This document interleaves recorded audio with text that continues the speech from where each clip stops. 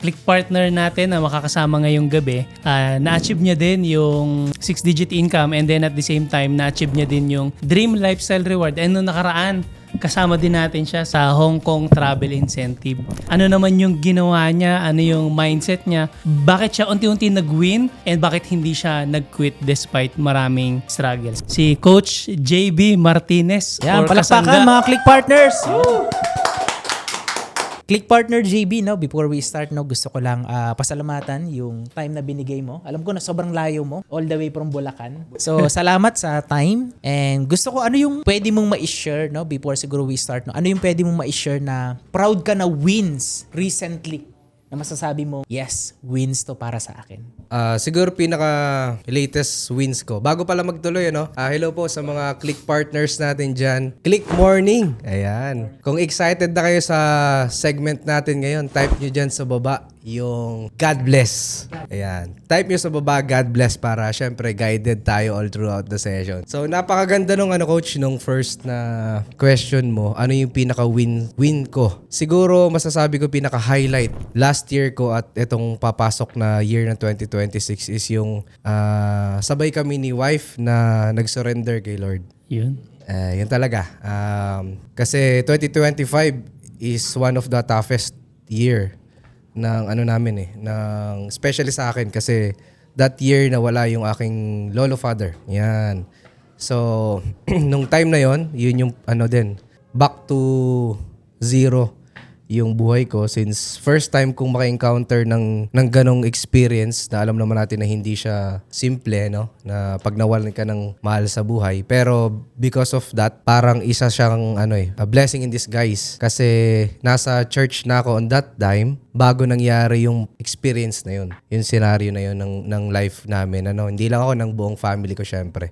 Siguro kung wala yun, kung wala si Lord nun, hindi ko rin alam at hindi nyo rin siguro ako kaharap ngayon at wala sa Clicknomics. But because of that, nung nag-surrender kami and siya na yung nagpatakbo, hindi ko na plano. Yun, sobrang iba yung nangyari sa buhay ko at sa buhay namin ni wife. So yun siguro, pagdating sa personal. Siguro sa business, ayan, sa Clicknomics, sa ginagawa natin, pinaka-highlight or wins natin, syempre, shoutout sa lahat ng makanaka-hit din, ng travel incentive natin. Ayan, palakpakan naman natin. Yan, Singapore. Isa din po tayo sa na-blessed na makasama din doon. And sa lahat po na nag-try, ay panalo pa rin tayo. Dahil hindi man natin na-hit yun, di ba? Meron pang fun kasi may mga raffle, may bunutan part. So talagang yung enjoyment, coach, talagang yung experience hindi siya mababayaran. But yung mga nakahit doon, isang patunay yun kung paano nyo nilaban din yung journey para makuha yung sales na yun. At sa mga hindi nakahit, huwag kayong mag-alala kasi marami pang parating. And isa sa mga exciting part doon is hindi yung travel incentive mismo, kundi yung fellowship at yung kabanding natin yung board of directors, mga top earners. Kumbaga yung mabubuo natin doon na plans and mastermind, yun talaga yung looking forward tayo. Ayan, so at the same time, bago tayo mag-start, coach, may cha-ching. Ayan. Yeah, may cha-ching. So meron tayong cha-ching na dumating. Yun yung wins natin. Ayan, bago tayo nag-start. Kaya yun yung highlight for me and for the business. Ayan, coach. Siguro coach, yung mga hindi pa nakilala sa'yo yung ano yung mga specific na na-hit mo dito sa Clicknomics, 2025, tapos ito yung recent na yung nakasama ka sa Singapore, mas malaman nila yung mga naging result mo. Sige, coach. So, bigyan ko lang kayo ng konting idea mga kasangga. Mga click partners. Ayan. Sorry, nasanay tayo sa sa Zoom natin. Nag-start tayo dito na hindi talaga naka full-time. Yan, sa pag-affiliate. Nagke-create lang tayo ng content. Tapos, there's a time na si company is nag-release ng parang contest. Yan. May Sa mga content, contest. Sa contents, ganyan. And then, yung content na sabi ko, why not try natin? Try ko gumawa regarding the business kasi syempre pusong negosyante pa rin tayo kahit na ginagawa lang natin yung contents. So nagtry ako doon, nananalo, minsan natatalo, pero ang pinakamaganda doon, yung first cha-ching ko, coach, sa company is nanggaling din doon through pag-create ng content, ng video or ng images. So isa sa mga naging dito, naging wins natin or yung mga na-accomplish na natin kahit papano ano. Syempre, unang-una, yung nahit natin yung first 6-figure income natin dito. Ayan, kay Clicknomics. Ayan, through our system. So, na-receive na rin natin yung DLR. Ayan, nakuha na rin po natin DLR. At first time ko rin pong makalabas ng bansa dun sa first travel incentive natin sa Hong Kong naman. So, ayan, looking forward sa mga susunod pa. But, yung mga na-accomplish pa dito is personal growth, yung faith, mas lumalim syempre. And at the same time, yung personal character ko. Kasi hindi naman siya madali, hindi naman po instant yung result natin.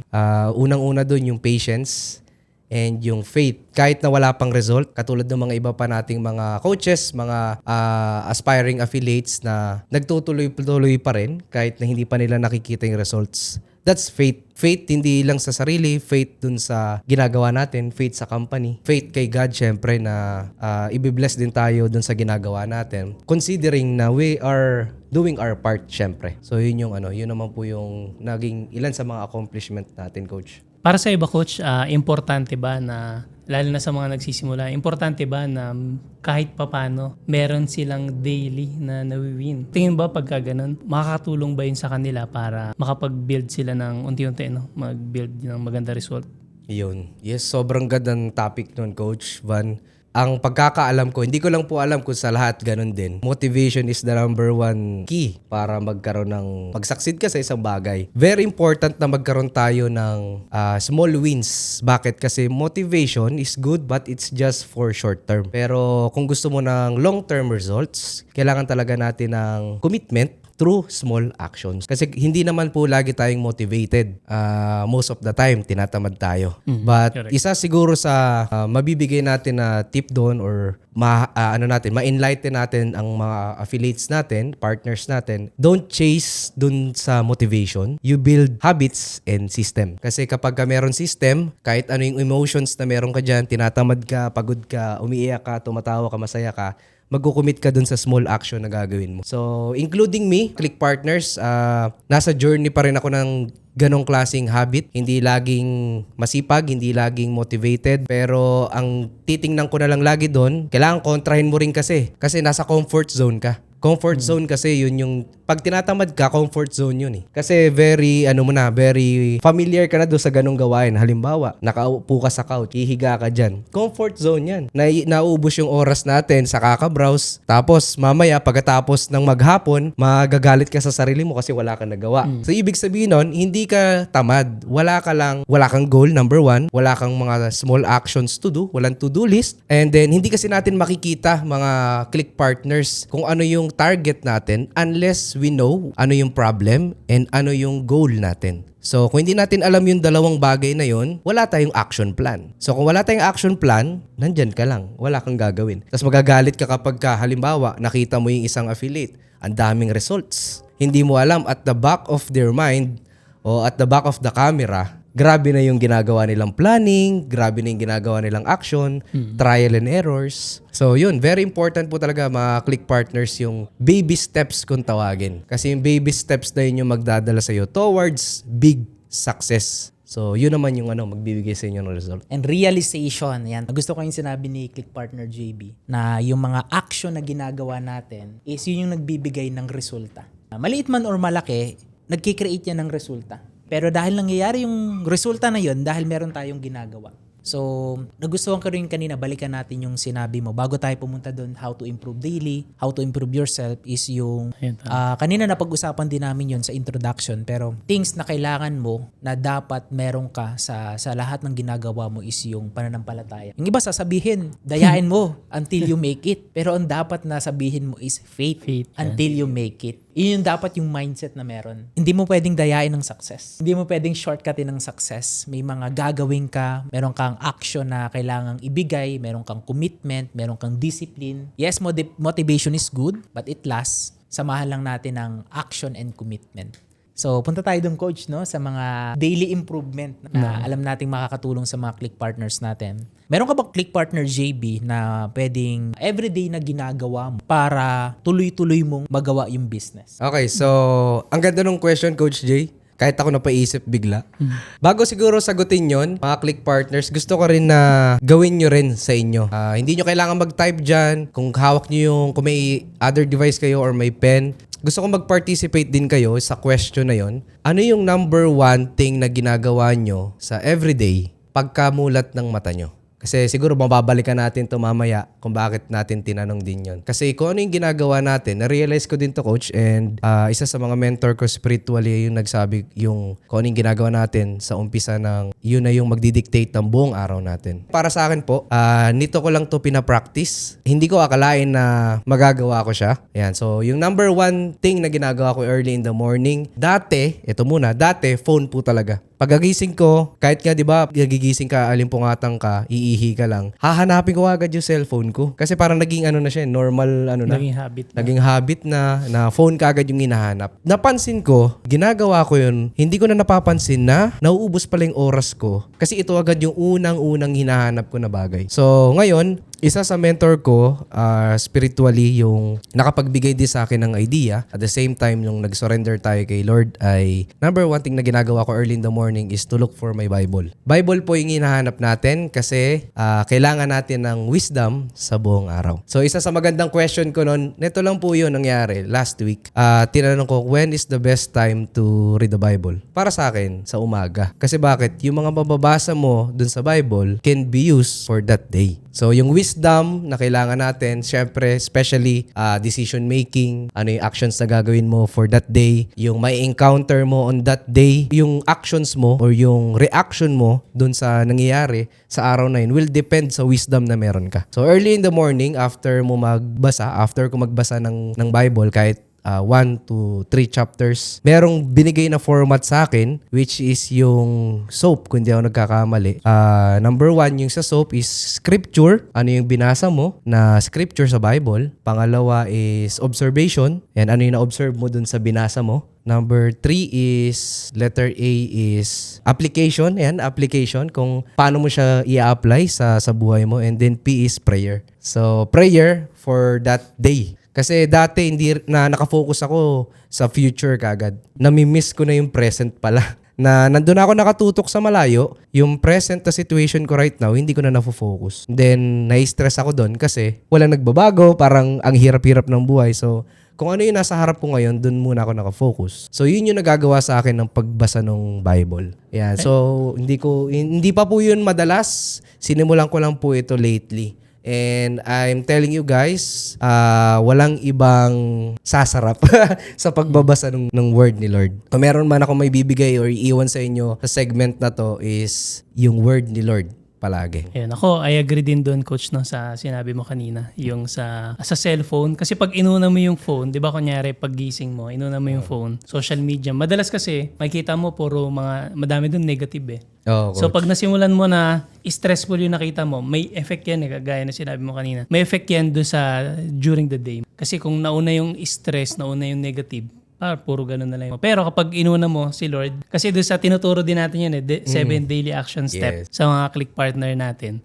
Una talaga, prayer, or yun, pwede yun sa'yo, devotion. Kasi kapag inuna mo si Lord, ang mangyayari kasi doon, imbis na negative, positive agad makakuha mo. Tapos at the same time ay imbis na negative yung isipin mo na wala na naman akong benta, hindi ko alam kung anong gagawin, mas magkakaroon ka ngayon ng anchor na parang, Lord, tulungan mo ako today para mas maging productive yung araw ko. So positive agad yung magiging energy mo.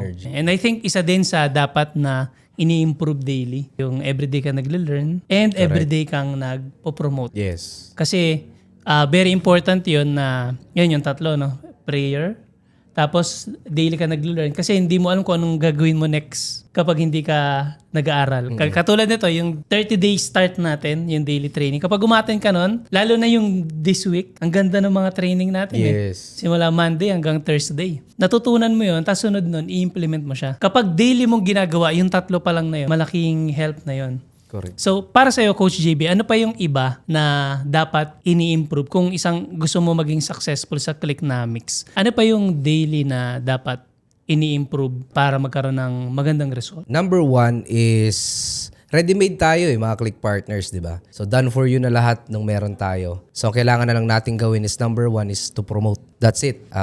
Recorded trainings, daily live trainings, marketing materials, support, all the business related stuff ay meron na. Ang goal na lang natin is aralin kung ano yung dapat na ginagawa tungkol sa promotion. Yeah, so alamin mo ano yung customer's journey. Kasi yung goal natin mag-promote. So, paano tayo makakakuha ng customers? Ano yung step 1 na gagawin natin? Sino yung related? Sino yung target market natin? Ano yung products to offer? Ayan. So, siguro sa akin is number 1 na dapat mong malaman or dapat mong gawin is to learn everything about your business. Kung hindi mo pa kasi alam kung ano yung business mo and nagmamadali ka magkaresulta, stress lang po ang kalalabasan nun. May inggit ka lang sa result ng iba. Pero yung iba kasi na nakikita ninyo po ay talagang alam na yung business sa ginagawa nila. Ito yung question. Pag tinanong ka, what is Clicknomics? So, dapat alam mo na siya. How can you earn sa business mo? Hindi naman po pwede na, halimbawa, may nagtanong sa iyo ng 6 a.m. pa lang ng umaga. Teka lang, tatanong ko muna sa support. Di ba? Hindi, kasi yung support, lunch pa eh. So, hindi siya pwedeng ganun. Dapat ikaw mismo, alam mo sa sarili mo that you're confident enough to answer inquiries. Yan. Kahit po yung mga basic, hindi po kailangan maging technical. Kasi yung technical part po ay ipasagot nyo na dun sa presentation natin. Yung pag-close po nung sale, dun na rin po yung bahala, yung presentation na rin natin. So, don't overthink kung paano nagagawa yung sale kasi it's created na, proven, tested na po. Ang kailangan lang natin gawin, padaanin sa funnel ni Clicknomics. Yun po ang edge natin sa competitors natin out there. Kasi meron tayong proven system na ginagamit. So, kailangan lang natin silang mapapasok dun sa funnel and let the funnel do its thing. Sales na po yung lalapit sa inyo doon. Coach, nagsisend naman ako ng links. It's not enough. Kung wala pang sale ngayon, ibig sabihin, hindi pa po enough yun. Hindi porket na nakapag-send ka na sa 3 o 5 ngayong araw, yun na yun. Lagi nyo pong tatandaan na the more na customers, leads, or mga tao nakakausap ninyo in layman's term, the more na possibilities, tumaas yung percentage ng conversion o ng sale. Yan. Halimbawa, ang reality po kasi is, halimbawa, meron kang 10 nakausap, hindi po lahat yun bibili. Hindi lahat yun magugustuhan nyo yung offer nyo. 1 to 2% lang yung maaari. Minsan nga wala pa. Lagi nyo pong gawin is mag-focus lang kayo sa pag-direct ng traffic. Ibig sabihin ng direct ng traffic, magpadala lang kayo ng customers, ng tao na mapapanood yung presentation natin. And then, once mapanood na yung presentation at may concern sila, that's the only time na i-entertain nyo yung questions nila. Kasi kapag halimbawa, yung customer is marami na kagad tanong, maubos yung oras natin dun. We cannot duplicate ourselves, yung time natin, di natin mali-leverage kapag yung isa, naubos na yung oras natin sa kakasagot. Yung concerns po kasi nila, mga click partners, nasa presentation na din. So, siguro yun muna, focus on building yourself up muna using yung trainings natin. Napaka-fortunate natin mga click partners kasi etong mga ganitong live, minsan sa iba, paid pa, o kaya exclusive lang talaga. 'Di ba?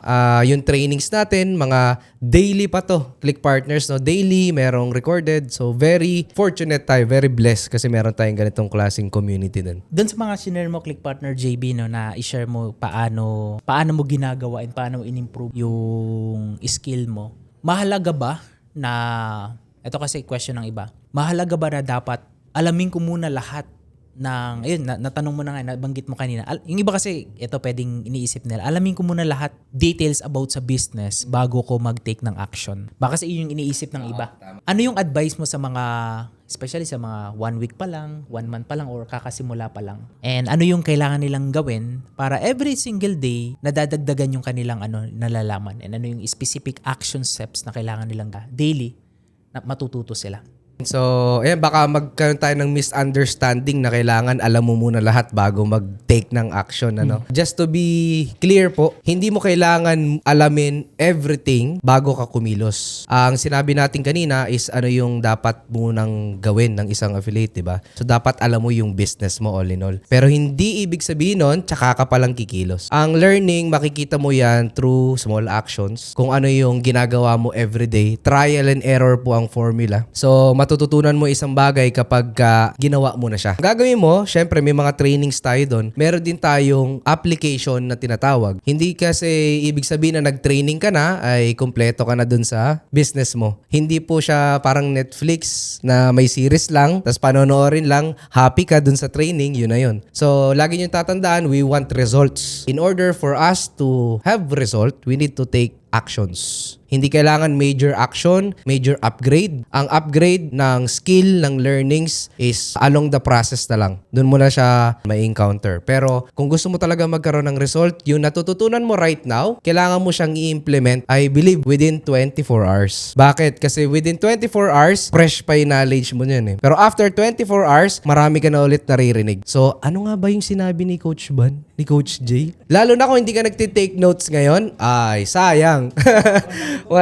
Di ba? O kaya natutulog kayo. Di ba? Bawal munang matulog. 24 hours, mag-implement tayo. Kung ano yung na-highlight dun sa training, subukan mong gawin. I-try mo kagad. Kasi makikita mo kagad yung result dun eh. Nag-work ba ito for me? O hindi to nag-work sa akin? So, hanap ako ng ibang strategy. Hindi kasi pwedeng, ano kaya yung ginawa ni Coach A, ni Coach B, ni Coach C, gawin ko to lahat ng sabay-sabay. Hindi porket gumana ito sa akin, gagana to sa'yo. But it's possible. Pero hindi ibig sabihin na pag pinagsabay-sabay mo yung gagawin mo or nag-multitask ka, that's a formula for disaster po. Ibig sabihin, formula yun para mag-fail ka pag pinagsabay-sabay mo siya lahat. Kasi hindi mo pa nga nagagawa yung formula ng isang pinakikinggan mo, gagawa ka na ulit ng bago. Tatalon ka muna. Talon-talon ka ng strategy. So, kailangan kung ano muna yung mapakinggan mo right now, i-implement mo muna. Try mo muna. Kasi kapag hindi mo matatry, hindi mo masasabing effective yan or hindi. Ayun, ako, I agree din dun sa kailangan ma-implement mo muna. Kasi dati, ganun din ako eh. Gusto ko mapanood muna lahat. Umabot pa nga ako dati, nanonood ako ng mga tutorial ng mga Indians sa Indians. sa YouTube. Yung mga technical tutorial. Pinapanood ko lang siya. Pero di ba technical ako sa i-click. So pagkatapos ko panoorin, hindi ko alam yung gagawin ulit. Kasi pag natuto ka, dapat implement mo kaagad. Yes. Kasi nga, fresh pa sa fresh pa sa mind mo. So, ibig sabihin, kapag magkakaroon ka talaga ng improvement daily, kapag yung natutunan mo, ginawa mo kaagad siya. Ginagawa mo siya. Pero paano ka magiging consistent? Yun yung sinabi kanina ni Coach Edward eh. Kapag una meron ka faith, naniniwala ka na kaagad, no? Kumbaga sigurado ka na magkakaroon ng result. Kasi kapag meron ka ng faith kaagad, automatic gagawin mo. Minsan kasi, hindi problema yung bago mong natutunan eh. Minsan ang problema mo yung magpo-procrastinate ka. Yan. Problema mo yung busy pa ako. Bakit yung iba mabilis magkaroon ng result? Bakit yung iba matagal? Nagkakaroon lang ng difference yan sa ilang oras ba yung nila, ginugugol nila para dun sa goal na gusto nila makuha. For example, same, 'di ba same lang naman tayo na merong 24 hours. Bakit yung iba mas mabilis mag-improve daily? Yung iba naman mabagal. Kasi yung isa, kunyari, gusto niya matuto paano mag-reply ng tama sa mga inquiries.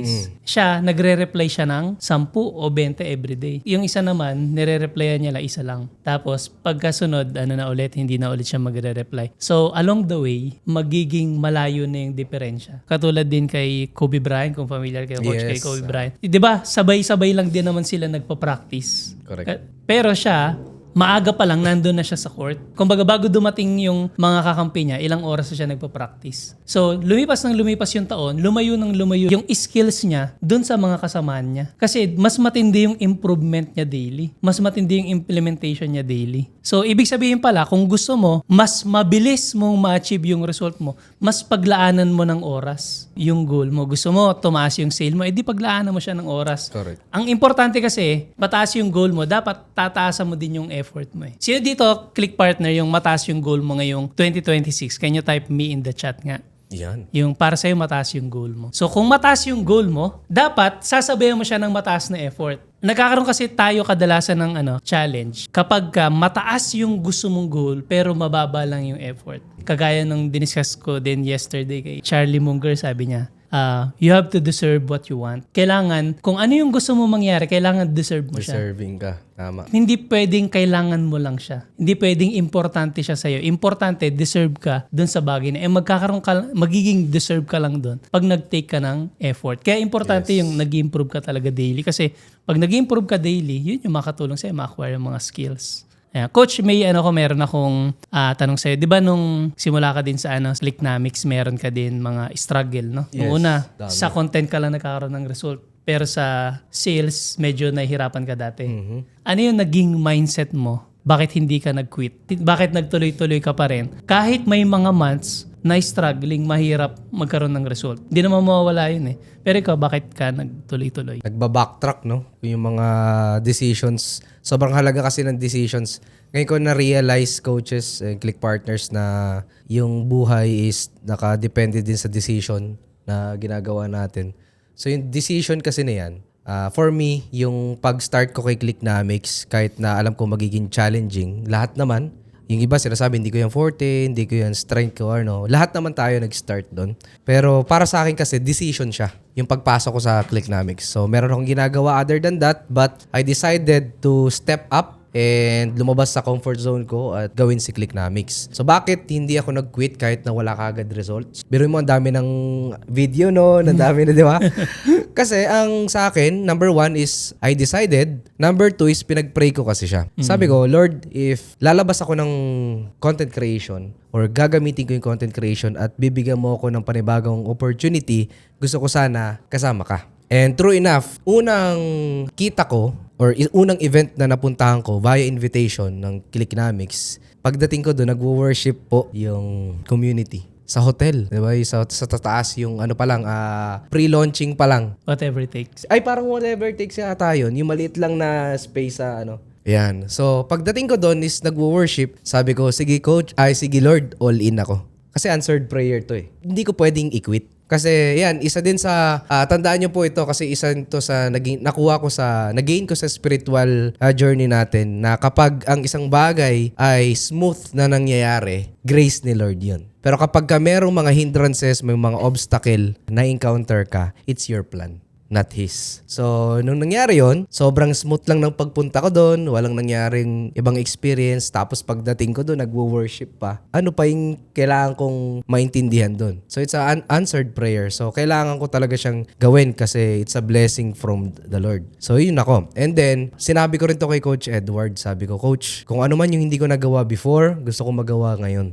So, again, it's a decision. Parang pagbabalik para sa sarili naman. So, syempre, may mga bagay tayo na parang na-miss natin yung chances before na gusto nating ibalik, na gusto nating patunayan. Hindi sa ibang tao, kundi sa sarili mo. Kasi yun yung magkukumpleto ng sarili mo eh. Yung mga dating akala mo nag-fail ka, yung pala ay trial mo pa lang, testing pa lang, and training para pag may dumating na ganitong klaseng opportunity ulit, pwede ka nang mag-skyrocket. Pwede ka nang mag-boom. Hindi ko sinasabi na tapos na ako dun sa success na binigay sa akin ni Lord, but papunta doon. Pero yung mga natutunan ko kasi doon sa mga nakaraang experiences ko ay nadadala natin siya dito. So, and aside doon, isa sa main reason ko kung bakit hindi ko ititigil is gagawin ko yung part kasi inano ko si Lord, Coach J, Coach Ban eh. Sabi ko, Lord, kapag binigay mo sa akin yung isang opportunity na yon, gagawin ko rin part ko. And what's my part? To share the word. To share my testimony kung gaano siya kagaling gumalaw sa akin, kumilos sa buhay ko. So,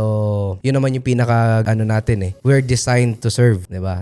To obey Him. And number 1 priority ko, yan, kapag halimbawa may mga Zoom calls, prayer. Yan, prayer muna. And share kung ano man kung paano kumilos si Lord sa iyo. And yun yung pinaka malaking boost. Hindi na siya motivation lang eh. Yung success ko na meron ako na-encounter ko ngayon, yung blessing na meron ako. Because of the people na nakikilala na rin si Lord. Kasi kapag nakikilala na nila si Lord, ginagawa nila everyday ay according to the word na pag-iisip nila hindi na ganun sa dati na more on negative. Yung wisdom nila biblical, 'di ba? Yung reasoning nila biblical na. So yun yung parang wow, ang galing naman. Na parang dati nagbe-base lang siya sa sinabi na ganito ganyan, sinabi ni coach, sinabi ni kundi sinabi ng word. So meron tayong isang pinupuntahan, isang basihan yung word niya. So yun talaga pagka ang sarap magkwento kung paano ka hinugot ni Lord from down papunta sa taas, di ba? Kung paano kanya tinulungan. And yun yung gusto kong ma-share sa mga nakikilala natin. Lagi nyo po tatandaan to, kaya dapat hindi natin i-stop kasi Clicknomics or yung opportunity na meron tayo is a big opportunity to share the gospel, to share the word. Pag yun yung number 1 priority natin, results, secondary na lang siya. So, napakalaking bagay kapag yun ang inuuna natin. And yung wisdom, di ba sabi nga, the more you teach, the more you give value, ikaw din mismo na re-review. Ikaw din mismo na natitrain. Halimbawa, kayong mga coaches, yung mga leaders natin, the more we talk, yung nalalaman natin, na-exercise natin yung utak natin. So, it's a win-win situation. Nag-i-improve ka na, nakakatulong ka, nakakabigay ka ng value sa kanila. So, for me, coach, yun yung reasons, hindi lang number one, kundi reasons to continue. And syempre, faith sa opportunity na binigay sa atin, na nagtiwala din sa atin yung company. So, yun coach, yung reasoning. Yan. Click Partner JB, nakaka-inspire ang story. Yan, sabi nga ni Click Partner Gina, God is great. Type nyo dyan, praise God. Praise God sa buhay ni Click Partner JB. Dami ko ring na-realize doon sa journey ni Click Partner. Dati nung tayo kasi sa school, naalala ko nung elementary grade 6, meron kaming activity sa school, parang science, hindi ako nagkakamali. Tinuturuan kami na meron kami activity na magtatanim kami. So, ang pinatanim sa amin is munggo. Oo, munggo. Munggo. Natutuwa ako kasi ang bilis eh. Parang ilang days lang, didiligan namin. Tumutubo. Pero na-realize ko, napapansin ko, every time na tinagtatanim ako ng munggo, madalas din siyang nalalanta. Ilang araw lang, nalalanta na. And along the way, dun sa sinishare ni Click Partner JB and sa personal experience din, in business or in life, hindi tayo dito nagtatanim ng munggo. Tama. So sa simula, buto yung tinatanim natin. Pero wag nating tingnan yung buto na yun na dapat few days lang malago na agad. So piliin mo yung munggo na magki-create ng magde-develop sa'yo, personality mo, magpapalalim ng faith mo. Para sa akin yung munggo na yun, mahalin tulad ko sa munggo ng bamboo. Yung narinig nyo na yung bamboo story, yung bamboo tree. Yung bamboo, bago siya tumubo, it takes 5 years para makapag-build siya ng solid root niya sa ilalim. And after 5 years, doon lang siya talaga mag-grow ng sobrang bilis at magugulat ka na lang. In the 5 years na pagtatanim doon, walang nangyayari. So sa atin, maybe dito mga Click Partner, 5 days, wala pang nangyayari sa akin. Pwedeng 5 weeks, 5 months. So think long term. Tingnan natin na yung ginagawa nating na business is long term to.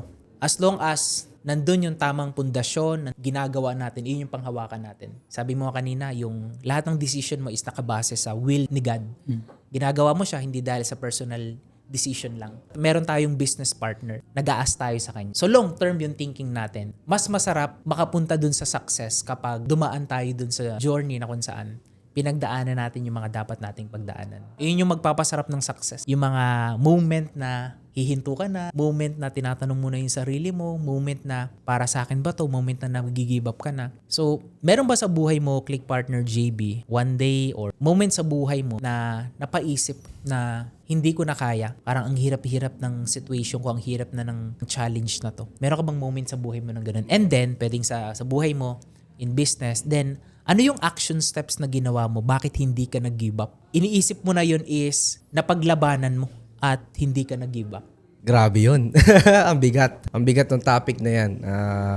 Kung babalikan ko kasi, coach, and mga Click Partners, yung siguro kahit 2 years ago na lang, yan yung isa sa pinaka kumbaga bottom, balik sa bottom. Hindi ko kasi sinasabi na alayo na narating natin. But kahit pa paanong narating natin, especially financially, ayan yung kung nasaan na tayo, binalik kasi tayo ulit sa babae. In one decision. Sabi ko nga sa inyo, di ba, every lumalabas sa isip mo, sa bibig mo, ay decision na ikaw yung gagawa. So, there's a time na it's an opportunity na gusto ko kasi mag-give back eh. Maganda yung heart ko nung time na yun, yung reason ko kung bakit gusto ko siyang gawin. Pero, hindi pala okay yung way, yung opportunity kung paano ko siya gagawin. Kasi may point sa life ko na yun na gusto ko na mag-give back. Siyempre lahat naman tayo, especially Filipino culture. Mahal na mahal natin yung magulang, mahal na mahal natin yung family natin. So sabi ko sarili ko, hindi ito enough eh. Itong meron ako para makapag-give back. Kasi tumatanda na yung grandparents ko. So gusto ko sana mapa-experience yung life. Gusto ko makita nila na ay kahit ano mangyari, kaya na niya. At gusto ko rin ako mismo makita ko yung experience na masaya sila habang nandito pa. Bago dumating sa point na kunin sila, nabigay ko yung best ko. So may point in my life na nag-decide ako na all in. Kahit na hindi ko pa masyadong alam. Hindi ko alam kung mag-fail. Hindi ko alam kung may panalo ba ako doon. But ang meron lang ako is yung all-in mindset na kailangan kong gawin to. And then boom, nawala lahat. Ayan, meron nga doon nangyari, coach, na meron akong isang doon isang beer na matagal na nasa rep. Tapos nung dumating yung point na yon, coach, ginawa ko siyang juice. Naaalala ko pa talaga yon. Nasa apartment lang kami noon. Palipat-lipat kasi kami, coaches, sa apartment. Nagsimula kami sa yung square lang.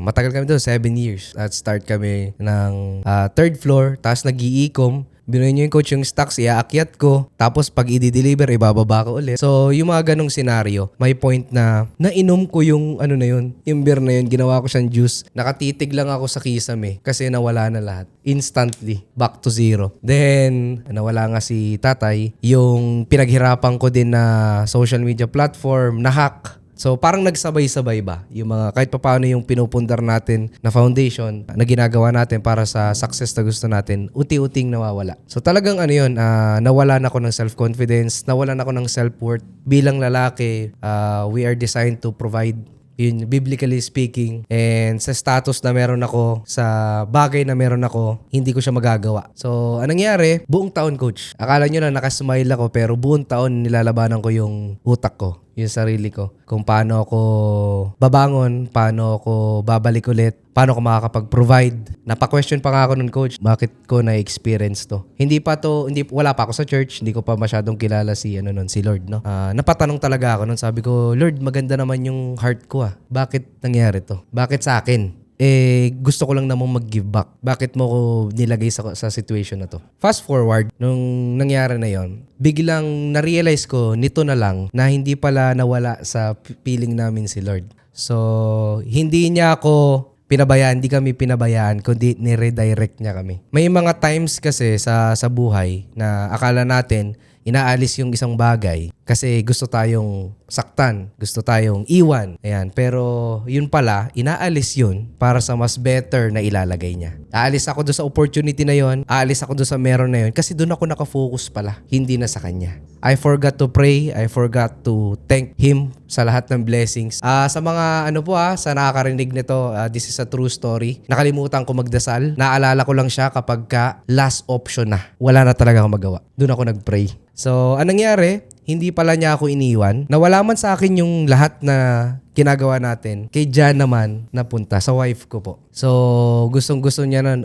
Meron pa kang time, coach. Share ko po sa inyo ito. Medyo personal to, pero just to give you context kung gaano kalalim. Kasi pinag-quit ko po yung wife ko sa work niya. Lalo na pandemic that time. Yung pandemic yun. Ayaw kong i-risk na lalabas siya. So, ang ginawa ko, pinag-quit ko siya, coach. Then, ako na lang magbibigay kahit pa paano ng allowance. Lakasan na lang ng loob. Pero dumating sa point na yun na araw-araw, think na ako ng think kung paano babayaran. Kasi hindi naman tumitigil yung bills Tumigil yung income ko, dire-diretso yung bills. So, anong nangyari? Napa-question siya ngayon. Dito ako tinamaan, coach. Sabi niya, okay lang ba sa'yo? Babalik na ako sa trabaho. So, yung words na yun na narinig ko na sa kanya, ang na-respond ko lang nun, sabi ko, wala ka na bang tiwala sa akin? Sa lalaking point of view, masyado siyang mabigat na kapag mismong partner mo na or wife mo na yung ganun. Kasi nakikita niya na hirap na, ganyan. So, kailangan mag-double effort or gumawa na ibang paraan. So, para sa akin, doon ako nagising, pero masakit yung part na yun sa buhay ko. Kasi gusto ko nga kasama siya lagi and hindi siya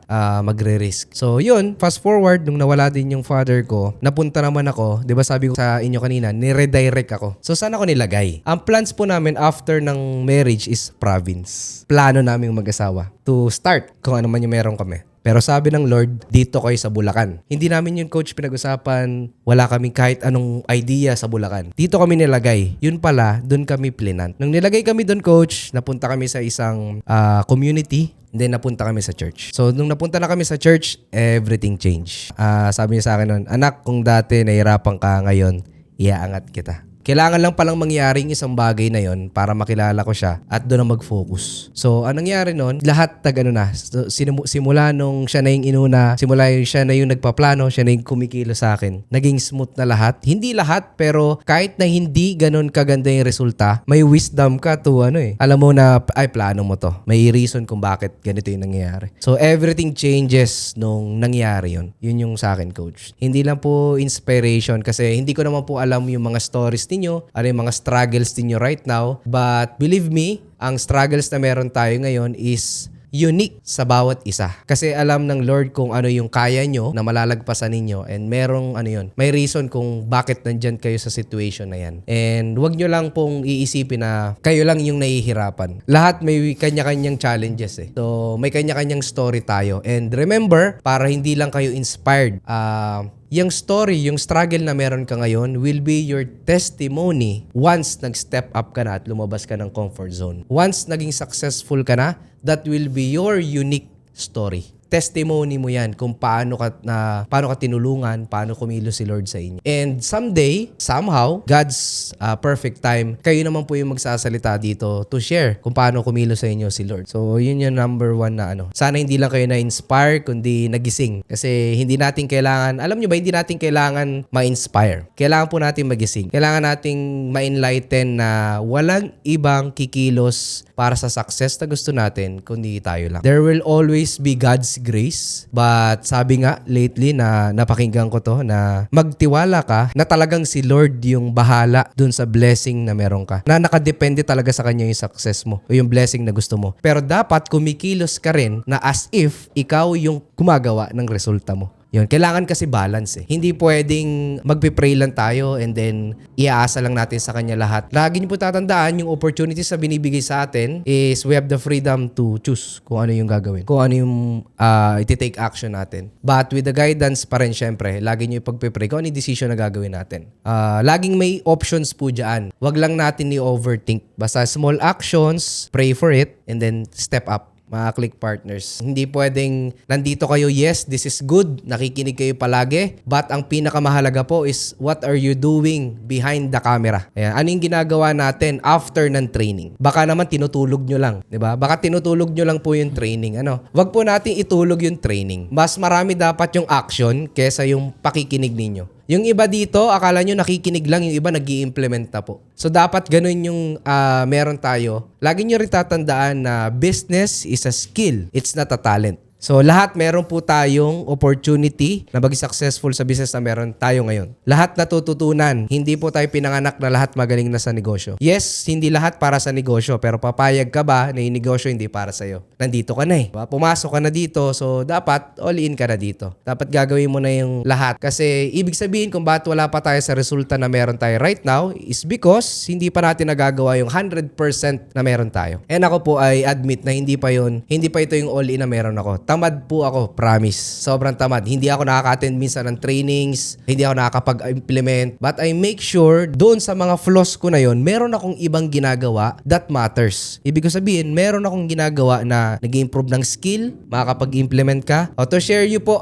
very short na lang to, action steps na ginawa ko. Di ba po nag-Christmas break at saka New Year? Happy New Year po pala sa mga click partners natin. At saka sa mga kasangga natin dyan. Shoutout po sa inyo. So, ang ginawa ko, kahit na alam kong walang tao sa social media na magfo-focus sa business, sa product, sa business opportunity, nag-run ako ng ads, Coach Jay. December 19, yung first ad ko, malapit na magpasko. Sabi ko, kailangan mag-step up ako kahit na alam kong masusunog ako. Kasi walang Sino ba naman ang mag-aksaya panoorin ako nagse-celebrate ang lahat. So nag-run po ako ng ads, true enough, and by the grace of God, nagka-result yun. At hanggang ngayon, running po yun. Hindi araw-araw meron, pero alam mo yung nangyari, brinake ko yung comfort zone ko, na excuse lang pala yung hindi nating pag-take ng action. Nag-leap of faith ka na, tumalon ka na, wala ka nang ibang choice nakatalon ka na. Adjust ka na lang dun sa situation kung ano man yung nangyari sa decision mo na yun. So yun po muna yung i-share natin.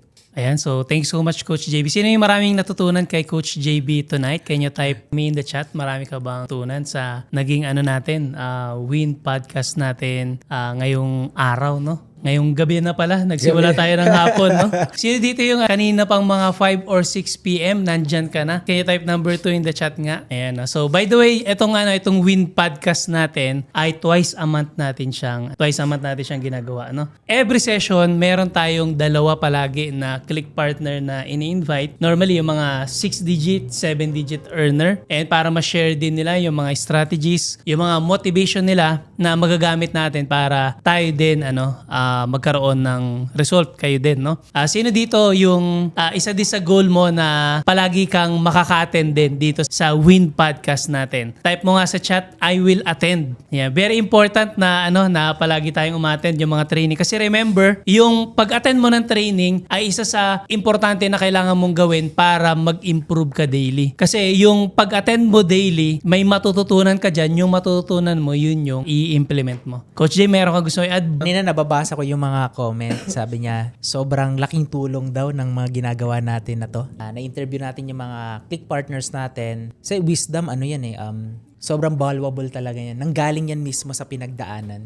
May lesson, may experience. Kaya sobrang valuable nun, sobrang helpful nun sa mga click partners natin. And kanina maraming na-share si click partner Anthony, click partner JB.